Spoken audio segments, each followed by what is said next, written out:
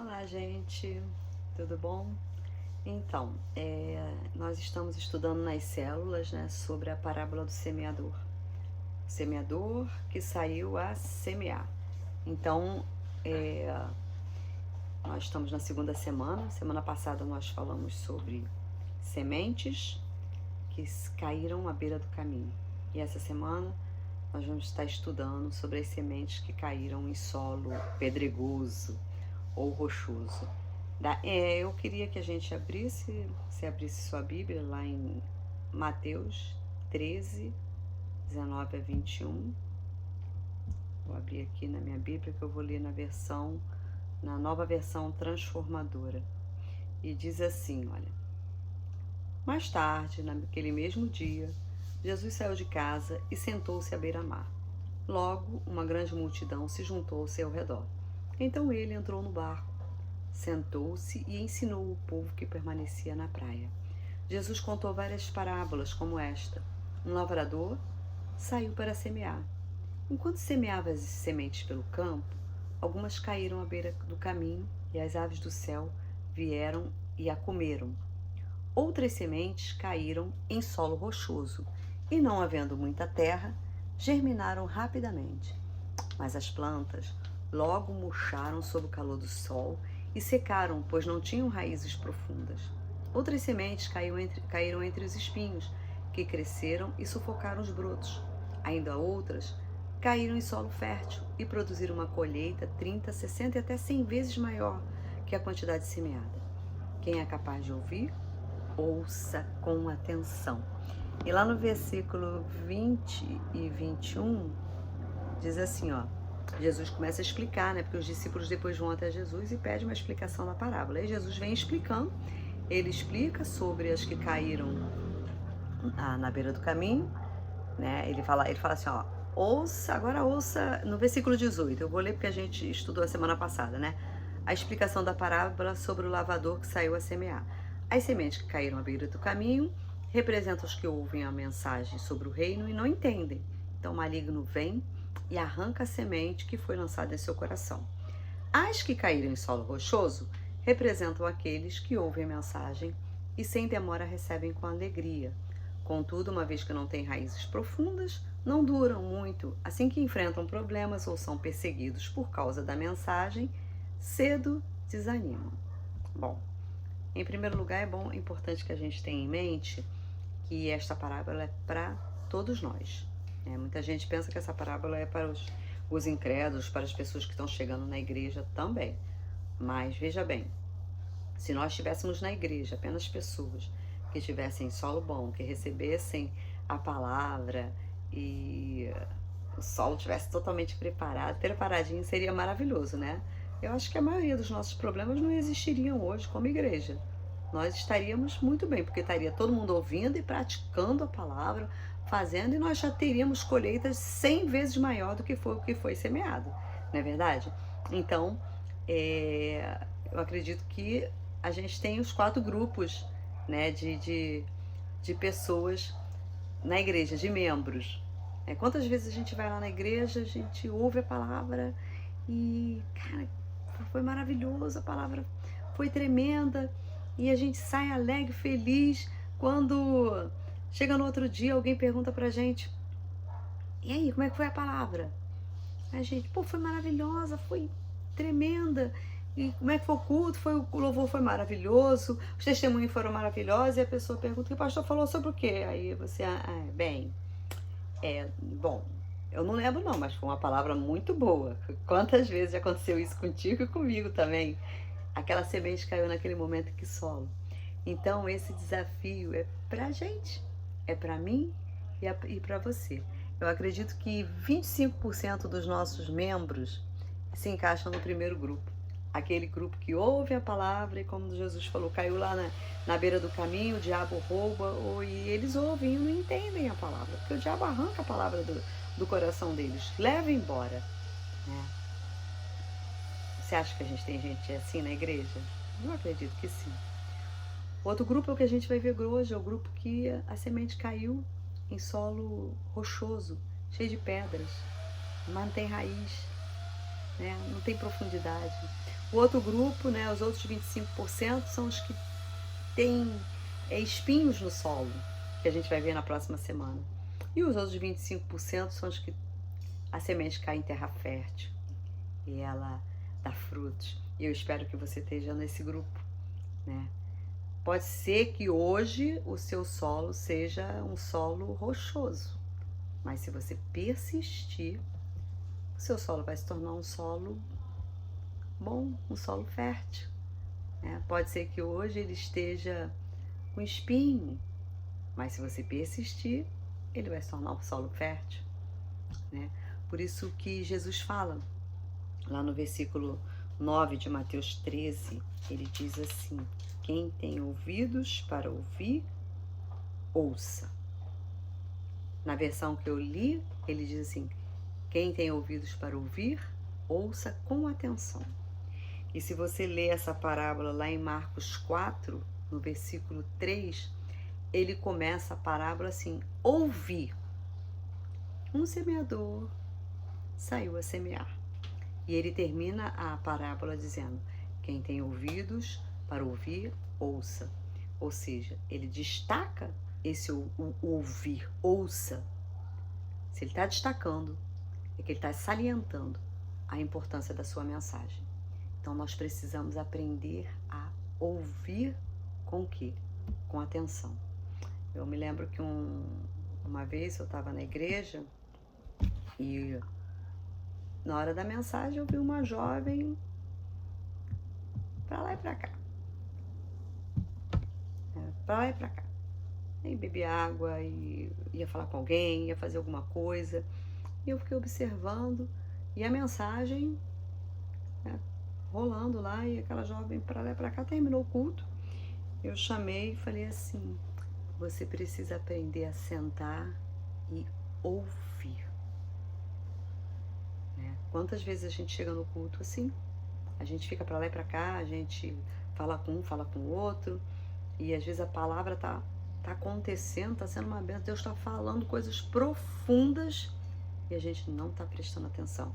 Ou está olhando e não está prestando atenção em nada. Né? Quantas vezes a gente está lá olhando para o pastor, pensando na conta, pensando no que vai fazer na semana, pensando nos problemas que tem para resolver, nas angústias. O texto fala lá no versículo 5 e 6, né? Como eu disse aqui, na semana passada a gente falou sobre as que caíram no caminho, né? Então a gente vai estar falando sobre as que caíram no solo rochoso. Então, no versículo 5 e 6 ele diz assim, ó, outra parte caiu em solo pedregoso. Não havia muita terra, logo brotou, mas a terra não era profunda.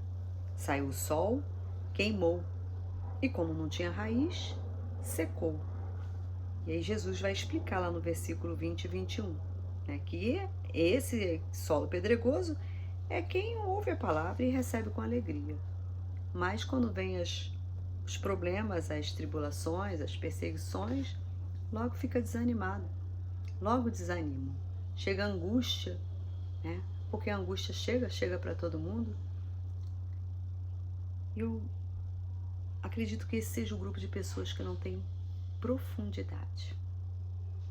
Não conhecem a palavra. Não tem vida de oração. Elas ouvem, se alegram, até querem fazer, falam que vão fazer, vão praticar, têm boas intenções, mas no outro dia ou no mesmo dia ficam angustiados, têm os problemas da vida, vêm as contas que têm para pagar, brigam com o marido, com o filho, com o trabalho, estão angustiados com o trabalho, né? O chefe que persegue, ó. E aí começa o quê? Começa às vezes a murmuração, reclamam, Deus não me ouve, acordam com boas intenções, oram, leem a Bíblia, né? Às vezes até jejum, começa a semana com boas intenções, né? Mas logo se perdem nas suas preocupações e não permanecem. Essas pessoas são as pessoas que ainda não entenderam as delícias do reino de Deus. a maravilhosa graça do Senhor. No versículo 44 e versículo 45, ele diz assim, ó: o reino dos céus é semelhante a um negociante que procura boas pérolas. Encontrando uma pérola de grande valor, foi e vendeu tudo que possuía e comprou. Esse é o reino dos céus, queridos. O reino dos céus, ele é inegociável. Quando a gente entende para que nós estamos vivendo, qual é o propósito da nossa vida, nós vamos buscar na fonte. E a fonte é onde? É a palavra, é na oração. Queridos, há um tesouro escondido, mas a gente precisa ir buscar, a gente precisa ir atrás desse tesouro. E a gente precisa remover essas pedras do nosso solo,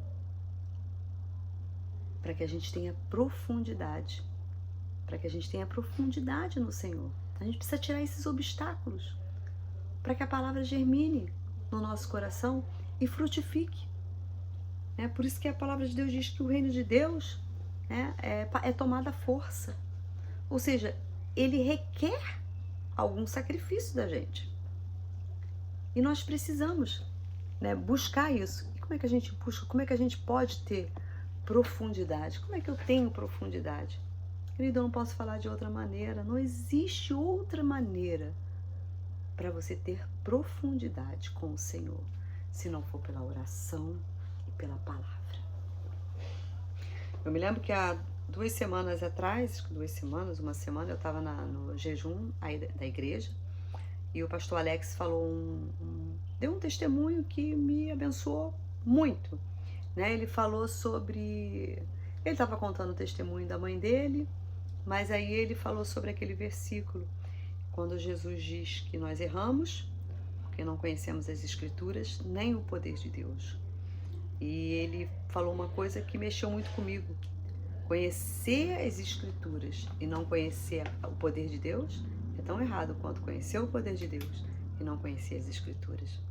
Quantas pessoas leem a palavra, sabe?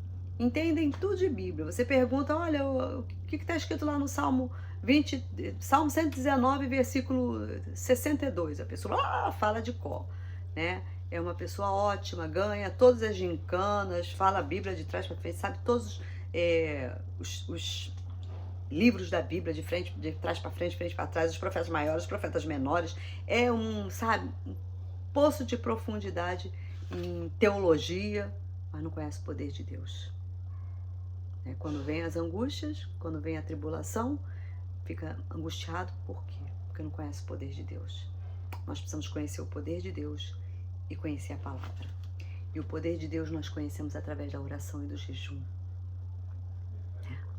Mudança de mente e de coração. Em Hebreus 4:12 diz que a palavra de Deus ela é viva e eficaz e é mais penetrante do que espada de 2 gumes. Penetra até a divisão da alma, espírito, juntas, medulas, e é apta para discernir os pensamentos e as intenções do coração. A palavra, ela gera transformação na nossa vida. E o poder de Deus, através da oração, através do jejum, é uma vida de oração, querido. É uma vida de busca, é uma vida de dobrar os seus joelhos, é uma vida de jejum. Você precisa aprender, nós precisamos aprender uma vida de jejum. O que é jejuar? Não jejuar, não espere para chegar o dia mau para que você comece a jejuar. Comece a retirar as pedras, do seu coração, para que a palavra penetre, ela não seja simplesmente letra, não seja simplesmente conhecimento, mas ela seja vida na sua vida, ela gere transformação dentro de você. Entenda, eu não falei que as pessoas que leem a Bíblia, que conhecem a Bíblia, que são teólogos, nossa, é maravilhoso, nós precisamos conhecer a palavra sim. Não estou falando que isso é errado não, querido, mas nós precisamos conhecer a palavra e conhecer o poder de Deus. E o poder de Deus, ele é manifesto através de uma vida de oração, através de uma vida de busca, através de uma vida de jejum.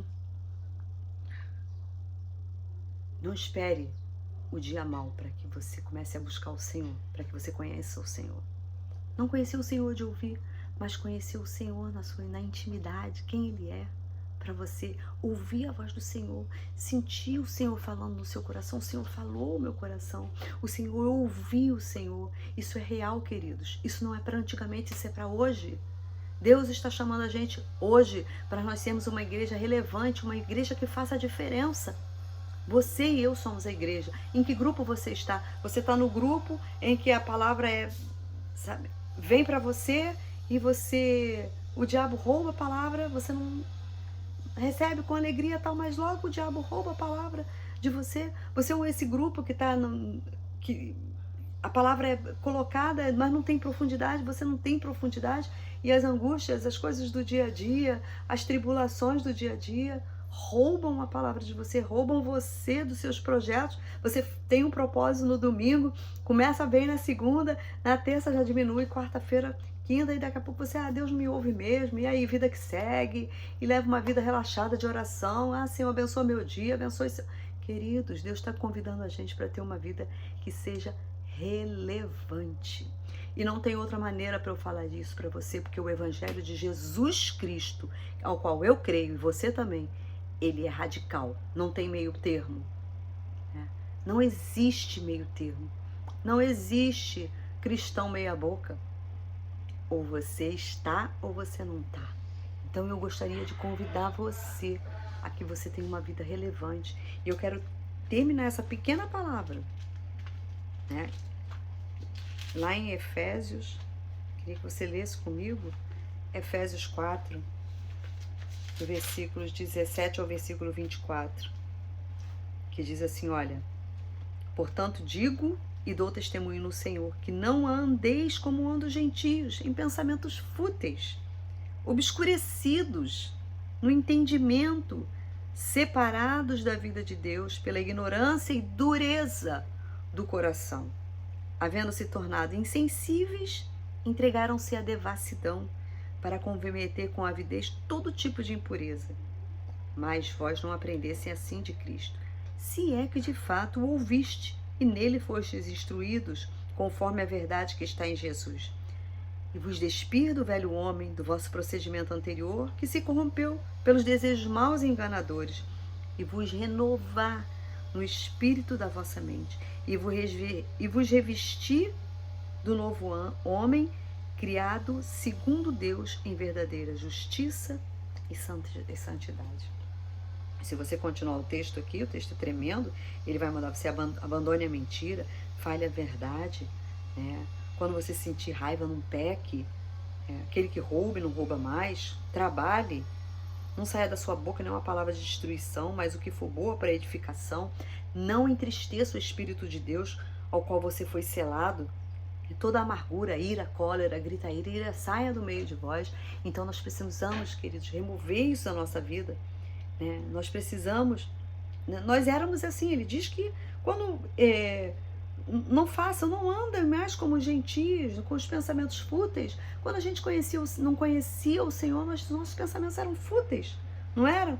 Obscurecidos, a gente não entendia, tinha uma vida separada com Deus, mas agora que nós fomos resgatados pelo Senhor, né, que o nosso pensamento e a nossa mente estejam claros, nós tenhamos clareza daquilo que o Senhor tem reservado para nós, né, e que nós possamos realmente, né, nos despir do velho homem e nos revestir do novo homem, abandonar as coisas que para trás ficam e olhar para o alvo, que é Jesus.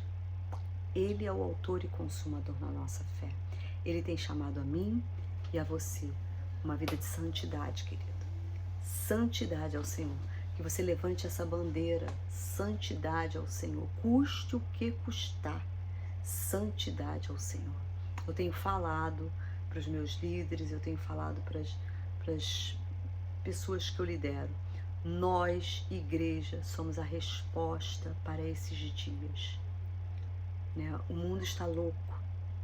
Né? Nós temos visto tantas coisas aí, as pessoas estão apavoradas, mas nós somos a resposta do Senhor para esse dia, como igreja. Então, que o seu coração, né, que a sua mente não esteja cauterizada, o seu coração não esteja cauterizado, que você retire toda a pedra que tem atrapalhado de a palavra, que a palavra entre, penetre, ela encontre um solo bom e dê frutos, e esse frutos ele se espalhe e que você possa colher aquilo que você tem plantado. Amém? Deus abençoe você, que você realmente seja relevante no meio que você vive. Deus, eu louvo o teu nome por esse dia, por essa palavra que é viva, eficaz, penetra na nossa alma, que isso gere mudança em nós, Senhor. Mudança de comportamento, mudança de atitudes, mudança de mente, que nós tenhamos a nossa mente transformadas pelo Senhor. Bendito seja o teu nome, muito obrigada, porque em todas as coisas nós somos mais que vencedores, por meio de Jesus Cristo, que é o nosso Senhor. Amém. Deus abençoe e uma semana de vitória. Amém.